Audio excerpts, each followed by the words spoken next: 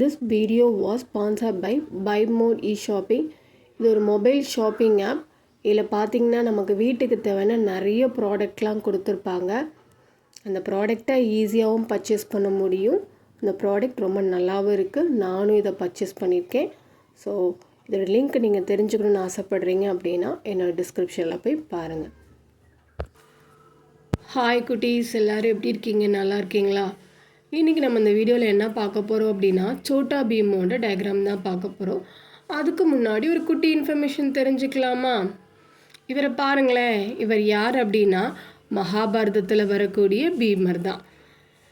இவரோட அப்பா யார் அப்படின்னு பார்த்தீங்கன்னா குரு நாட்டை சேர்ந்த மன்னன் பாண்டு. இவங்க தாய் யாருன்னா குந்தி. இவரோட யாரோட ஆசீர்வாதத்தில் பிறந்தார் அப்படின்னு பார்த்தீங்கன்னா வாயு பகவானோட ஆசீர்வாதத்தில் பிறந்திருக்காரு. இவரோட சகோதரர்கள் 5 பேர். அதில் 2ஆவதாக பிறந்தவர் இவருக்கு ஒய்ஃபு 3 பேர் இருந்திருக்காங்க. ஷிடிம்பி, திரௌபதி, வாலந்திரா அப்படின்னு 3 பேர். இவர் சிறு வயதிலேயே ரொம்ப வலிமை மிக்கவராக இருந்தாராம்.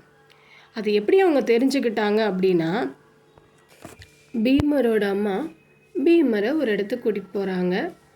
அப்போ அவர் அவங்க மடியிலேருந்து இவர் என்ன பண்ணிடுறாரு, தவறுதலாக கீழே விழுந்துடுறாரு. ஒரு பாறையில் விழுந்தோன்னே இவங்க அம்மா பயப்படுறாங்க. ஐயோ என்ன ஆச்சு இவருக்கு அப்படின்ட்டு போய் பார்த்தா அவருக்கு ஒன்றுமே ஆகலையாம். அந்த பாறை தான் உடஞ்சி போச்சான். அப்போ அவங்க தெரிஞ்சுக்கிறாங்க சின்ன வயசுலேயே இவருக்கு நிறையா பலம் இருக்குது. ஸோ அந்த பலத்தோடு பிறந்திருக்காரு அப்படின்னு அவங்க புரிஞ்சுக்கிறாங்க. அப்புறம் என்னென்னா ஒரு நாள் பீமனோட அப்பா என்ன பண்ணுறாரு, இறந்து போயிடுறாரு. அப்போ குரு தலைநகராக இருந்த ஹஸ்தினாபுரத்தில் பாண்டவர்களும் கௌரவர்களோடும் சேர்ந்து என்ன பண்ணுறாங்க, வளர்கிறாங்க. அப்போ 2 பேர் சேர்ந்து வளரும்போது நிறைய விளையாட்டுகள்லாம் விளையாடுவாங்க இல்லையா?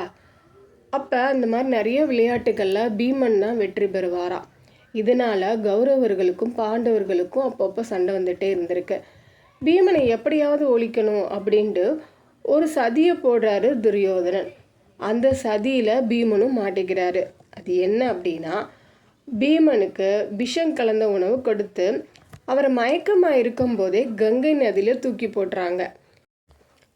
பீமன் ஆற்றோட ஆழத்துக்கே போயிட்டாராம். அப்போ அங்கே இருந்த தெய்வீக பாம்புகள் என்ன பண்ணிடுச்சு, அவரை கடிச்சிடுச்சான். அப்போ அவரோட உடம்புல இருக்கக்கூடிய விஷமும் இந்த கடித்த விஷமும் என்ன பண்ணியிருக்கு, நடுநிலையாகி உயிர் பெற்றிருக்காரு. அப்புறம் அவரை அங்கே இருக்கக்கூடிய அந்த பாம்புகள் எல்லாமே நாக அரசரான வாசுகிட்ட கூட்டிகிட்டு போகிறாங்க.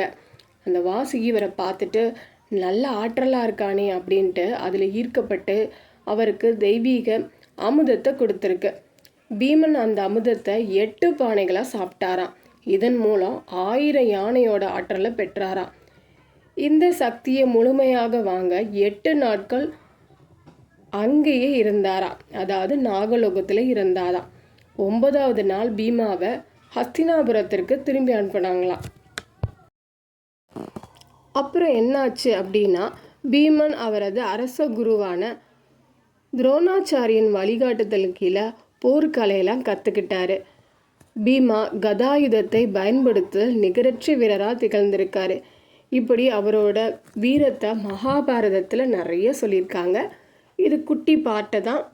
ஓகே குட்டீஸ், இது மூலமாக ஒரு இன்ஃபர்மேஷன் தெரிஞ்சுக்கிட்டிங்களா, எப்படி அவர் பீமர் இவ்வளோ பலசாலியாக இருந்திருக்காரு அப்படின்னு. ஓகே, இப்போ சோட்டா பீமோட டயக்ராமை பார்க்கலாமா, எப்படி வரையலான்னு? வாங்க வீடியோக்குள்ளே போகலாம்.